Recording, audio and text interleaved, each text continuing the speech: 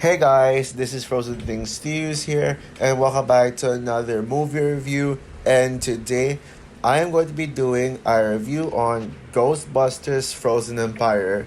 So, Ghostbusters Frozen Empire is the fourth installment in the Ghostbusters franchise. Yeah, the fourth Ghostbusters film. Yes, guys, and yes, there are four Ghostbusters films, and you can't convince me otherwise. And the follow up to Ghostbusters Afterlife, and it's directed by Gil Kenan, Gil or Jill, but probably Gil Kenan, the same director as Monster House, my personal favorite animated film of 2006, and oh god, the Poltergeist 2015 remake. Ugh. And, and by the way, guys, fun fact: the Poltergeist remake was actually one of the first horror movies I ever saw in my life. Yeah, just saying. But anyway, back to Ghostbusters. And it stars McKenna Grace, Paul Rudd, Carrie Coon, Finn Wolfhard, Dana Croyd, Kumail Nanjiani, Patton Oswalt, Celeste O'Connor, Logan Kim, Emily Aileen Lind, Bill Murray, Ernie Hudson, Annie Potts, etc. And so Ghostbusters Frozen Empire tells the story of the Spangler family who returns to New York City, where pretty much the Ghostbusting started, and now they get to take over the Ghostbusters firehouse, and they get to live there, and they still catch ghosts, and yeah, but meanwhile, yeah, the original Ghostbusters, specifically Ray and Winston, who were both the members who were heavily involved in the plot. They're both working on a secret. They're working on some new tech to be able to take ghostbusting to a new level. Not only is this about the ghostbusting this time, but it's also about them, the Ray and Ray and Winston studying these ghosts, and trying to find out what these ghosts are, because we never really learned anything about these ghosts in the past few Ghostbusters movies. I'll get to that later. And then, so one day, there's this ancient artifact that is that the characters discover, and yeah, they try to find out what it is, but turns out this ancient artifact like kind of does something really life threatening, where like it reacts to something, and then when it reacted, a bunch of stuff gets frozen in the city. Like the city partially gets frozen, and so these ghosts. And so the Ghostbusters, old and new, must team up to investigate this artifact. And then we also got this subplot where Phoebe befriends a ghost named Melody, who is a quote unquote friendly ghost. But yeah, it turns out she's I don't want to say it. I'll talk about that later in the plot. But yeah, when this artifact turns out to unleash an evil monster. I forget the name of the monster, by the way. But he has a name. And it's also meant to destroy the city in an end of the world situation, like by freezing it. Yeah, the Ghostbusters must team up to stop it. So yeah, I know I said a lot, but yeah. Now, yeah, I know it's been a while since I built myself up for this one, because yeah, back in March, I'm sure you guys know I reviewed every single Ghostbusters movie leading up to this new one before its initial release. And I know this came out on March 22 in the US, but to me personally, in my country, in the Philippines, we had to wait until April 10 to come out. Yeah, April 10 was when the movie April 10 was when this movie came out in theaters, and yeah, yeah, it's such a long wait. Well, I saw Godzilla X Kong first, so that's something, and yeah, I had to wait a long time. Now I did see this one online on like May 23, on March 23rd on Saturday. I watched this movie online.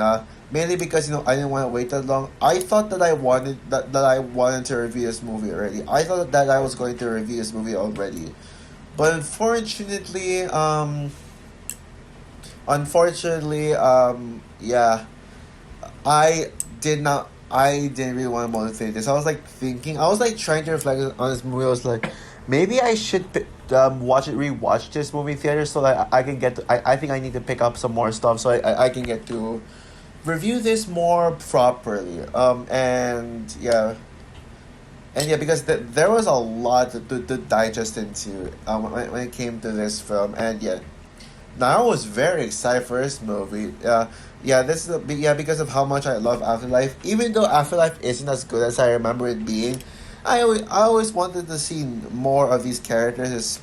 I wanted to see more of a Spengler. I wanted to see more of Scott Lang. Oh, sorry, Mr. Gruber. And I wanted to see more of a Phoebe, um, in this one because I was a huge fan of Phoebe's character, and I really wanted to see more of them. Yeah, that's pretty much the beauty of sequels. Yeah, I know people be like, oh, but you can't. They always run out of ideas for the story, but yeah, to me, maybe I should make a whole video essay about sequels and why I love sequels. But the main reason is because I want to see his characters again.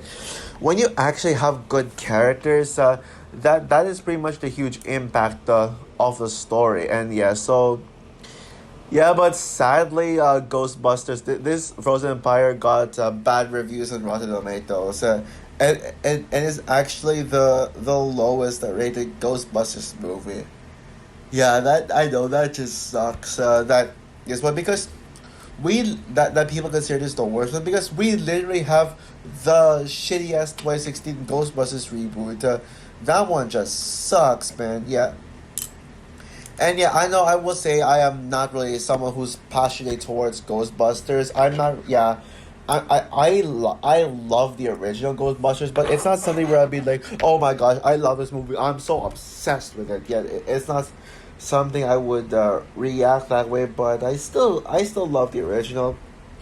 Although yes, this franchise did a misfires. Specifically with the snooze fest that is Ghostbusters 2, which I already forgot about. Well, kinda. And let's not forget the 2016 film. But then Ghostbusters Afterlife saved the Ghostbusters franchise. It brought back it brought the spirit of the franchise back, especially the original. But yeah, and I watched this movie with an open mind, like seeing what my thoughts are and trying to distance myself away from the critics. And I gotta say, yeah, this movie rules, man. Yeah, I love it. In fact, yeah, I'm gonna straight up say it. This is my personal favorite Ghostbusters movie. Yeah, I think this movie's a masterpiece. And it's certainly one of my favorite movies of 2024 so far. Yeah, this movie is just yeah. This movie is masterful. Okay, well, maybe it's not the most well made Ghostbusters, but it's one that's pretty much personal to me. Yeah, it's one that actually how do I say this? Yeah, it's something to do with my personal bias. Yeah, but still, yeah. But yeah, yeah, this is pretty much the Ant-Man that was Quantumania and Shazam Fury of the Gods of 2024. Yeah, my thoughts on both mentioned films are pretty much my thoughts on this one. Yeah, everything I praised about Afterlife. Yeah, everything like when I saw Afterlife for the first time, everything I praised about that film apparently went to this one. And yeah, I didn't think and yeah, I didn't think the yeah, how do I say this? Well, I didn't think the nostalgia and fan service were baits, as the nostalgia and fan service, they were well used and respect the original. Yeah, I know people. The main reason why people hate this movie is because either they're sick of the franchise. I mean, how could you be sick with just four Ghostbusters movies? And also the fact that it's just all fan service and nostalgia. Well, to be fair, people a lot. I mean, Afterlife had a huge fan base. Because of nostalgia. But to be fair, yeah, I will say the one thing that Ghostbusters Afterlife has against this one, Ghostbusters Afterlife had this really emotional moment that made me tear up. specifically in the scene where when Egan Spengler's spirit helped Phoebe, and then we got to see the Spenglers reunite with Egon. That was an emotional, heartwarming moment. Frozen Empire didn't really have a single scene that made me cry. However, it did bring me joy, and just it did bring me joy and also scares. I'll get to the scares in a bit, but it did bring me that. Yeah, they weren't nostalgia based, but rather they're just respecting they respect the original. And on top of having nostalgia, it introduced some new concepts to the franchise and tells a story that hasn't been told in the franchise yet. Yeah, telling the story about this, it's not like Afterlife where it's like basically they have to like relive the legacy of the originals, like that. But it actually tells the story of this film actually does feel standalone. The actual plot, the plot about this ancient artifact, that pretty much brings a different kind of threat, kind of threat in this one, and yeah, that's actually an idea that hasn't been done before, and I know, when as a movie on its own, the story isn't original. We've told other movies had plots about characters trying to investigate an ancient artifact before, but the way that Ghostbusters Frozen Empire executes it, it's actually kind of well executed. And we'll talk about we'll get to the third act in a bit, but yeah. But one of the things that makes Ghostbusters Afterlife very good, one of the things that I love about this film is how it's actually character focused. Yeah, I know that I know one of the criticisms I normally hear about this film is that there are a lot of subplots, but it's actually not about the plot, but rather about the characters. Phoebe gets even more character development this time than this one, and McKenna Grace once again crushes it. I heard someone say that McKenna Grace is should be the new Ghost, should play a Ghostface killer, like character behind the Ghostface mask. And honestly, I'd be interested to see where it goes. I think McKenna Grace really has what it takes. Like she can play any roles now. Like even she can play any roles now. Even that role. Even a villain role like that. Maybe if you actually make a movie about a child monster, then I think McKenna Grace would fit for it. Oh yeah, but yeah, we got Abigail with Matilda actress as the monster. Yeah, okay, I see. But McKenna Grace really pushes it, and she continues to prove that she is one of the greatest. She is one of the best child actresses ever. I'm not sure if exactly I would call McKenna Grace the best child actress, because maybe there is something on the top of my head. Well, I can't think of really something on the top of my head, but maybe there is a movie that there is an actress, a child actress who is better than McKenna, but right now I'm giving the recognition to McKenna. I mean, she has such great roles, like other roles. Like, she honestly gave the best performance of Captain Marvel, the first one. I will say, yeah, she played a young Carol Danvers, and although she only got like 2 minutes of screen time, she gave the best performance in that film. And she gave a better performance than Brie Larson, yeah. She was also in Itonia. Also gave one of the best performances of Itonia. I mean, Gifted is probably her best performance outside of Ghostbusters. I love Gifted, and also Annabelle Creation. Also, yeah, I guess the franchise itself, but I hate Annabelle Creation. But McKenna Grace is a redeeming quality to it. But Phoebe is McKenna Grace's definitive performance. This is her best role yet. And although as much as I view Phoebe as the heart and soul of the Ghostbusters franchise, there is actually a character who is better than Phoebe in this one, which is pretty impressive. I will get to the character later, but yeah. I just want to talk more about Phoebe's character development. I like her character development of her character development of just wanting to prove that she truly is a Ghostbuster because of how early on in the film she was neglected by the mayor, and the mayor's like, oh, you can't be a Ghostbuster, you're too young for it.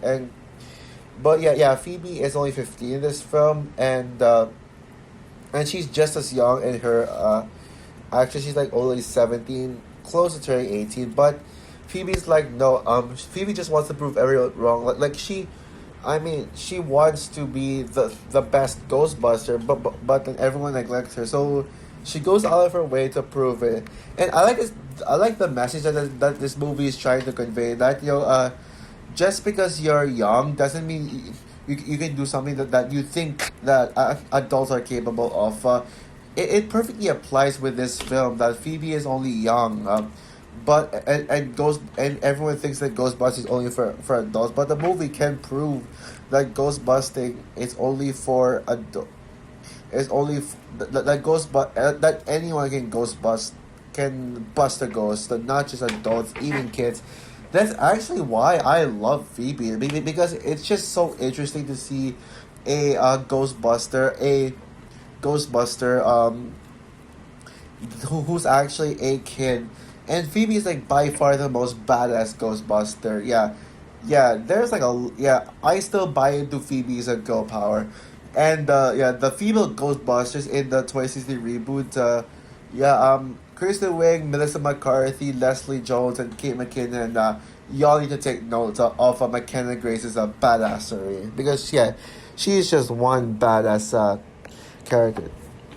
Paul Rudd is also another standout here. I mean, I love Gary Gruberson here even more than the original, even more than Afterlife. Yeah, Paul Rudd is definitely one of those actors who carries the new Ghostbusters films. I, I I love his charm, and I love his charm, and on this one, he's like trying to be the mentor slash father figure of Phoebe, and I think they really do have great. They really are great, yeah. Also, by the way, when the hell are Paul Rudd and when the hell are Gary and Callie going to get married? Yeah, when the hell will that happen? And then you got Finn Wolfhard's character Trevor. Yeah, I will admit, yeah, Trevor isn't as good as the original. Isn't as good as he was in the original. Yeah, that's pretty much one of the things that I think this film does step down from. But he's still a great character. He's still a very fun character. He doesn't feel wasted, even though it's mostly Phoebe and Podcast who do all the work. Yeah, and yeah. Speaking of Podcast, he's actually much better than he was in the original because. Yeah, Podcast in the original can be kind of annoying, but in this one, he actually does.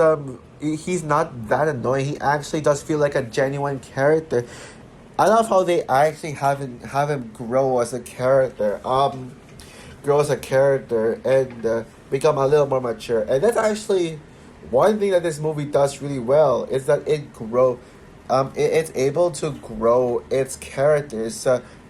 Maybe Phoebe's kind of the same as the original, but she partially does feel grown up. Trevor feels much more grown up in this one. And yeah, I also love Celeste O'Connor's character Lucky. I think yeah, I still really like Lucky.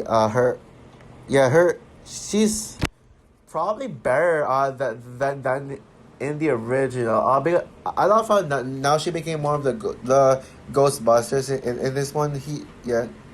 She's a badass, especially when especially that one scene. You saw us, if you watched the international trailer of this film, you saw us see when Lucky shot her proton at the frozen monster, and then she's like, get away from her, and the monster freezes Lucky. I love how they made her more badass. And the legacy characters are great too. Yeah, sure. There's barely any.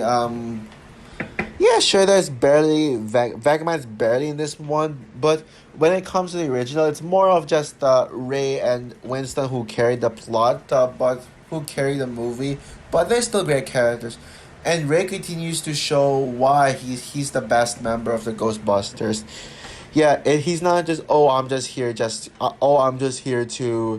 you know I'm just here to I'm just here because I'm here. But he actually has character, Yeah, I also really love the lines too. Yeah, some of the dialogue really some of the dialogue is just really good. Like there's actually this one scene where they actually decide to go meta, which is something you would not expect a Ghostbusters movie to do. I'm talking about the scene specifically when um was that character Janina Melis is like we didn't come back to this firehouse for nostalgia. She said we came in for something else, but I forgot what that something else was. Specifically what she said, but she's like, we didn't come here for the nostalgia. Yeah, and I think they're really self-aware. Yeah, maybe it might be a bad thing that because that it might be a sign that Sony is worried that people will call this just a nostalgia bait movie. So they use the dialogue to like force tell audience the fact that they're not doing nostalgia, but it's the truth. They really aren't shoving nostalgia down their throats. Certainly not mine. Um, but we gotta talk about this one character. Yeah, Melody. Yep, the one of the new characters in this film. I mean, I love Nadim. I love that he gets to be like a fire powers. I love how he's very unique to other Ghostbusters. Like he's a fire guy, and I love how he's actually a god. Even though he's on the inside, he's just a regular man. I like that. But yeah, Melody is something else. Yeah, yeah. Melody is actually just a when it comes to these other films, yeah, these ghosts are just ghosts that they're not really given any explanation as to what kind of ghosts they are. They're just like, oh, there's ghosts, we gotta shoot them. But I like how this one is able to make us know and learn what kind of ghosts are these. And Melody is certainly the most unique one of them all. Yeah, Melody is basically this ghost character who bonds with Phoebe, and she's like a. I don't explain about it, but man, yeah, I gotta say, Melody is my Ghostbusters crush. Yeah, I love Melody, and her chemistry with Phoebe, her bonding with Phoebe is one of my absolute favorite parts of this entire film. Just seeing them bond together, man, I want more of that. And yeah, maybe if I were to pitch my idea on the next Ghostbusters movie, I would love to see Melody. No wait, no, not Melody, but I would love to see characters actually interact with ghosts and let them find out for themselves that that good ghosts actually exist. Very similar to like How to Train Dragon in next sort of way, like basically How to Train Dragon with ghosts. And yeah, and of course, let's talk about the action and the scale. This movie has gone bonkers with its scale because now it's big. It is big in scale. Yeah, it's this is the biggest this franchise has ever gotten. It's fast paced, and it has a villain who's scary AF. Even though the villain's barely in this film, he really is scary. Like he really does stand out among the all the other Ghostbusters villain, and he is, in my opinion, the best Ghostbusters villain. Ghostbusters villain, and man, yeah, this movie actually is scary. There are actually genuine scares in this film.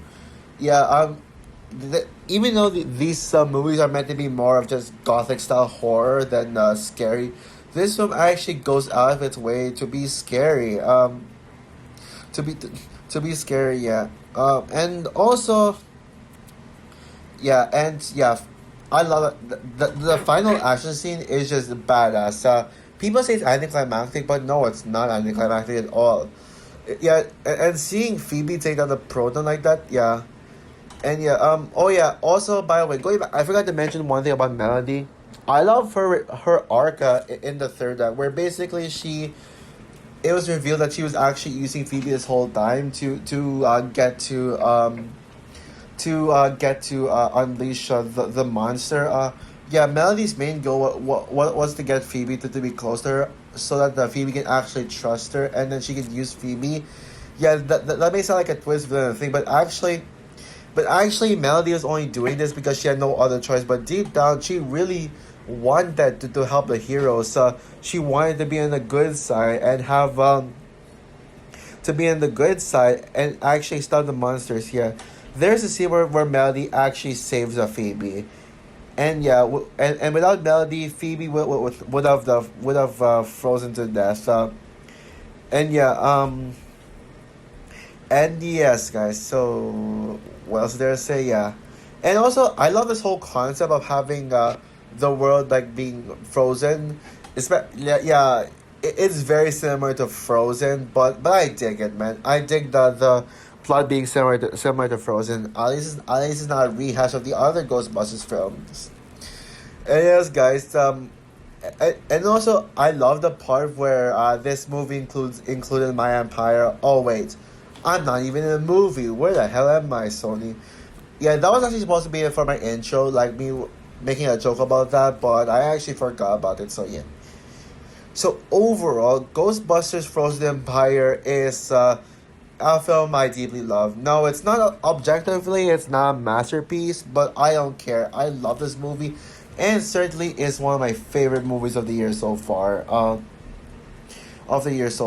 So yeah, yeah, and this is without question my most underrated movie of 2024 so far. Maybe my most underrated movie of the year in general. However, we'll just have to see which other movies this year can be underrated because you'll never know. Maybe one of my more anticipated movies of the year could actually get a Rotten score. Who knows? Maybe it could be Beetlejuice. Maybe it could be Gladiator 2. Well, I hope not. So with that said, I'm going to give Ghostbusters Frozen Empire 5 stars out of 5. Yeah.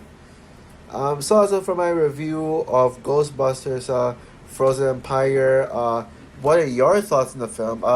Do you agree with me that this film is awesome, or are you one of those people who is not a fan of this movie? So yeah, and question to you, what is your favorite Ghostbusters movie besides the original one? And also, do you have a Ghostbusters movie that you'd actually put above the original as your favorite? Comment down below, like, subscribe, hit the notification bell, and stay tuned for the continuation of my Frozen Awards. I don't have any major videos anytime soon. I've been planning a video about the TV shows I've been watching for the past few months. Hopefully, I can get that out as soon as possible. So yeah. Anyways, bye guys.